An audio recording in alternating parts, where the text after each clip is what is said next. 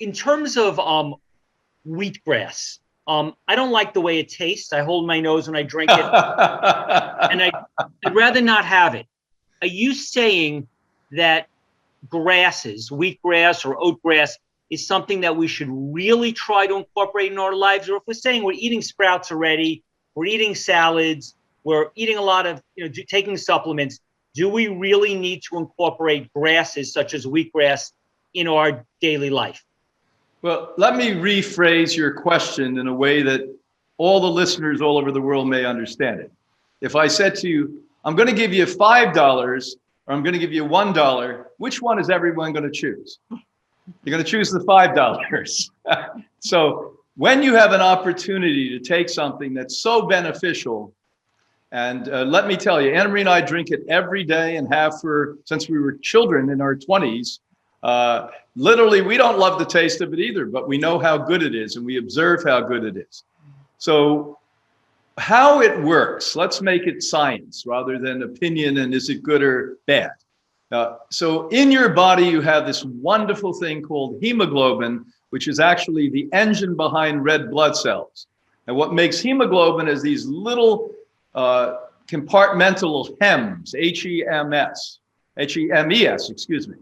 And the truth of the matter is, when you're taking this chlorophyll-rich grass, or by the way, any raw plant-based chlorophyll, it's all identical, chlorophyll is chlorophyll, you're virtually injecting your body with new blood.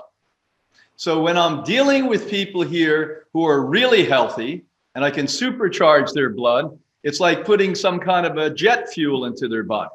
When I'm having people who are half dead because they've just been through 2 years of chemotherapy or 20 years of antibiotics or psychiatric medicine their psychiatrist finally took them off of, I need to get them to average levels of energy.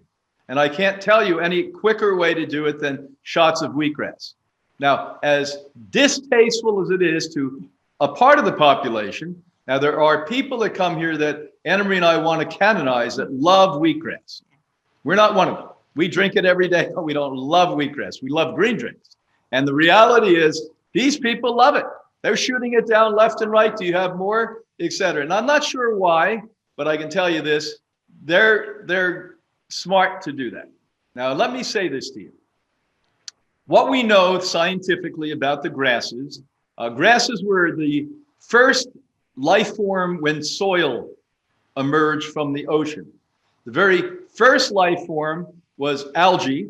That's why we take 5 a day. And the second life form were sea algae, arami, dulse, haziki, kelp, et cetera, et cetera. And then when land came, the first thing that grew on land, it morphed from algae, was grass. So the core of the Hippocrates diet and lifestyle are the #1 life form, the #2 life form, and the #3 life form. Do you need anything else? Not really. But do we give organic vegetables to people? Sure. They're familiar with that. Most people don't know what invisible algae is or haven't eaten sea algae unless you're Asian. And nobody thinks about grass unless you're an elite military member in Israel or in the Green Beret or the Navy SEALs, because every one of the elite military worldwide are told you can live indefinitely on grasses. So that's what they tell them. Eat grasses. You'll live indefinitely. Why? Because it has everything in it you need. So I drink it, shoot it down with green drinks, and I'm happy with that. Well, you feel the life force and the energy you get out of it is so worth drinking it. So if anybody who's listening has never tried it, you try it. You start with 1 ounce and then slowly go up to 2 ounces. And what we drink is 2 ounces twice a day. Yeah, and 2 ounces, by the way, is equivalent if you went to a garden and picked fresh, green, organic vegetables and just 5 pounds of it, ate 5 pounds of it. That's what 2 ounces is. So is it good everyone take it? Sure. Okay. What about you, Dr. Tuttle? You love wheatgrass? Actually, I'm one of those people that really likes it. Boy, we're going to canonize you.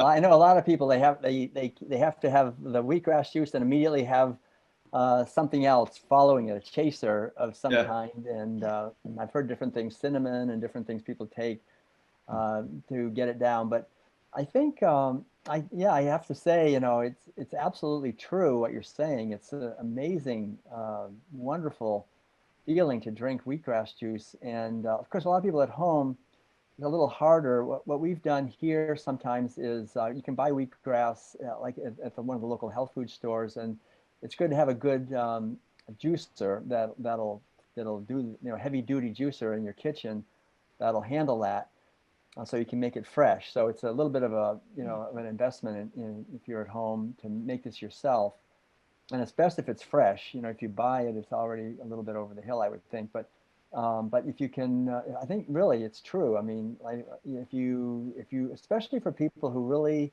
need healing of some kind, there's nothing better than this that I can. Yeah, what's amazing to me, it's remained one of the most popular health foods ever since the 1970s. And there's at least half the population that really doesn't love the taste of it. And so just think of that. Right. The benefits outweigh the taste. Yes. Yeah, big time, big time.